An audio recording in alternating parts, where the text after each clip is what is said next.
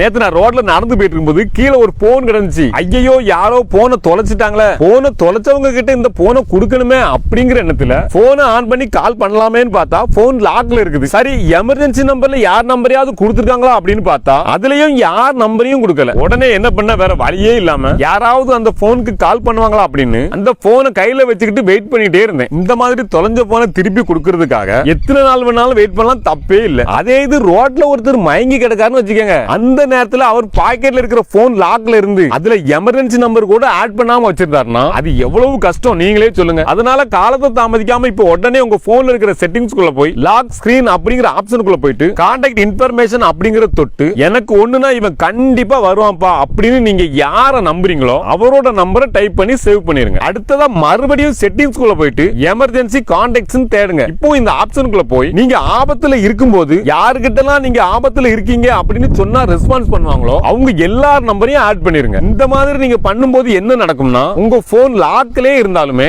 இப்போ ஸ்கிரீன்ல தெரியுற மாதிரி காட்டிக்கிட்டே இருக்கும். அதே மாதிரி உங்க போன் லாக்ல இருக்கும்போது கீழே இருக்கிற இந்த லாக் பட்டனை தூக்கி விட்டுட்டு எமர்ஜென்சி கால் அப்படிங்கறத தொட்டா போதும், நீங்க எமர்ஜென்சி கான்டாக்ட்ல யார் நம்பர்லாம் ஆட் பண்ணிருக்கீங்களோ அவங்க எல்லாரோட நம்பரும் வந்துரும். அந்த நம்பரை தொட்டா மட்டும் போதும், உங்க போனோட லாக்க ஓபன் பண்ணாமலே கால் பண்ணி தகவலை சொல்லிடலாம். ஆபத்தான நேரத்துல உங்க உயிரையே பாதுகாக்கக்கூடிய இந்த ஒரு ஆப்ஷனை உங்க போன்ல உடனே கண்டிப்பா ஆன் பண்ணிருங்க.